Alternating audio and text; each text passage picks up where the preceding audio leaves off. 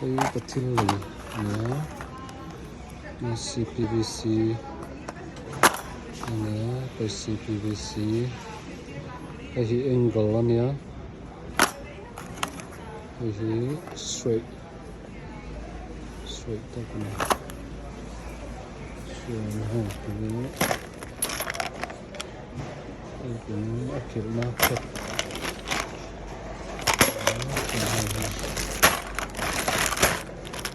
xin lỗi mình cần tiền sợi nó phải là mình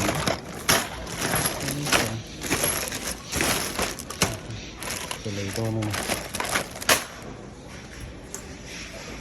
cái tùy lumbo mà nè tùy lumbo mà nè water heater cái gì mình tàu chi